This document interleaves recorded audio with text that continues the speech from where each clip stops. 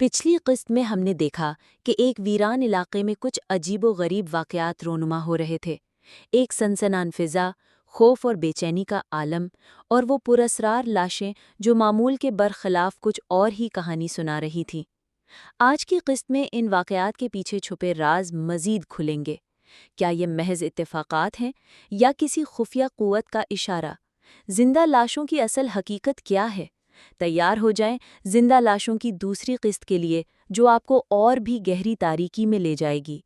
آپ مجھے دنیا کا سب سے بڑا جھوٹا سمجھیں گے، بلیک نے تھکی ہوئی آواز میں دنیا کا کہا، لیکن میں جو کچھ کہنے جا رہا ہوں وہ حرف بحرف سچ ہے۔ میری ذہنی حالت آج جتنی صاف ہے شاید پہلے کبھی نہ تھی، اس لیے یہ مت سمجھو کہ میں پاگل پن کی حالت میں بک رہا ہوں۔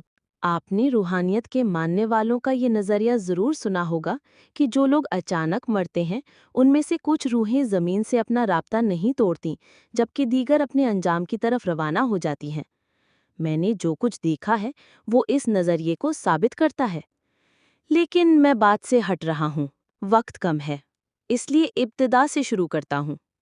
جب جنگ چھڑی میں نے فوج میں بھرتی ہونے کی کوشش کی، مگر میری جسمانی حالت، خاص طور پر اعصابی کمزوری کے باعث مجھے مسترد کر دیا گیا۔ بالآخر میں ریڈ کراس یعنی فلاحی تنظیم کے ساتھ منسلک ہو گیا اور میدان جنگ میں پہنچا۔ وہاں مجھے زہریلی گیس کا سامنا کرنا پڑا اور بعد میں گولہ باری سے شدید ذہنی صدمہ پہنچا۔ آپ جانتے ہیں یہ سب کچھ صرف اور صرف اعصاب کو مفلوج کر دینے والی کیفیت ہے۔ ان سب کا ذکر غیر ضروری ہے کیونکہ وہ اذیتیں میں سہ چکا ہوں۔ میں واپس امریکہ آیا تو مکمل جسمانی بربادی کی حالت میں تھا۔ ڈاکٹروں نے پہاڑی علاقوں میں آرام کا مشورہ دیا۔ میں خوشحال آدمی ہوں، لیکن میرا دل چاہتا ہے کہ تنہا اور سادہ زندگی گزاروں۔ یوں میں ادھر ادھر بھٹکتا رہا یہاں تک کہ میں شمالی علاقے میں پہنچا۔ میں نے کبھی جیولوجی کی تعلیم حاصل کی تھی، اگرچہ مجھے پیسے کی حاجت نہ تھی۔ میں نے سوچا کہ کچھ تلاش و جستجو کرنی چاہیے، شاید سونا یا شاید کچھ اور۔ تقریباً ایک ہفتہ پہلے میں جیمسن کے کیبن پہنچا۔ میں نے بوڑھے آدمی کے ساتھ دریا میں تقریباً 200 میل چھوٹی کشتی میں سفر کیا تھا۔ 3 دن وہاں آرام کیا، اس کے بعد پہاڑوں کی طرف تنہا روانہ ہونے کا فیصلہ کیا۔ جیمسن نے اپنی پوری کوشش کی کہ مجھے روک لے۔ اس کا کہنا تھا کہ مقامی قبائل کا ایک پرانا عقیدہ ہے کہ پہاڑی سلسلے کے بیچ کہیں ایک وادی ہے جہاں روحیں بسیرا کرتی ہیں، جسے وہ مردوں کی وادی کہتے ہیں، اور جو بھی اس میں داخل ہوتا ہے کبھی واپس نہیں آتا۔ میں اس وادی سے ہو کر آیا ہوں اور زندہ ہوں، لیکن زندہ لاش سے بدتر۔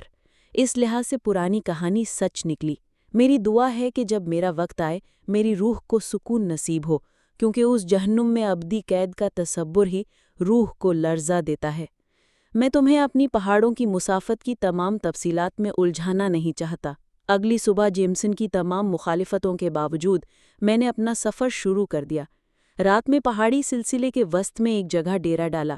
اگلے دن یعنی 4 دن پہلے کی بات ہے، میری نظر ایک تنگ و تاریک گھائی پر پڑی جو چٹانوں کے درمیان بل کھاتے ہوئے آگے بڑھ رہی تھی۔ وہاں سونے کے کچھ آثار ملے اور میں نے طے کیا کہ اس گھائی کو اچھی طرح کھنگالے بغیر آگے نہیں بڑھوں گا۔ جوں میں آگے بڑھا فضا میں سردی بڑھتی گئی۔ سامنے سے ایک مدھم ناقابل بیان گرج سنائی دینے لگی، ایسی آواز جیسے کہیں دور کوئی عظیم آبشار گر رہی ہو۔ میں نے اسے وہی سمجھا۔ 2 گھنٹے کے سفر کے بعد میں ایک تنگ راستے کے اختتام پر پہنچا، جہاں ایک خطرناک ڈھلوان تھی، برف سے ڈھکی ہوئی، پھسلن بھری، ایک موت کا پھندا جس کے وسط میں ایک گہرا گھڑا پھیلا ہوا تھا۔ پورا علاقہ دھوئیں کی دبیز چادر میں لپٹا ہوا تھا جو منظر کو نگاہوں سے چھپائے رکھتی تھی۔ چاروں طرف بلند برف پوش پہاڑ تھے، سنگلاخ، ناقابل عبور۔ جس راستے سے میں آیا تھا وہی واحد راہ فرار تھی۔ پھیلے ہوئے گڑھے کے اندر وادی سے ایک مسلسل گڑگڑاہٹ اور دھماکے سنائی دے رہے تھے۔ ایسا محسوس ہوتا تھا جیسے زمین ہل رہی ہو۔ ہر تھوڑی دیر بعد یہ آواز دم توڑتی، پھر پوری شدت سے لوٹ آتی۔ بظاہر وہاں ڈرنے کی کوئی بات نہ تھی، لیکن سچ کہوں تو بدن پر رونگٹے کھڑے ہو گئے۔ ایک عجیب سردی ریڑھ کی ہڈی میں اترتی محسوس ہوئی۔ میرا جسم کانپنے لگا۔ فضا میں ایک بے نام سی اداسی تھی، ایک ایسی بے بسی جو انسانی عقل سے ماورا تھی۔ अचानक हवा के दोष पर कोई आवाज मेरे कानों से टकराई। एक चीख, फिर एक औरत की दिल दहला देने वाली दहशत से भरी कर्बनाक चीख सुनाई दी।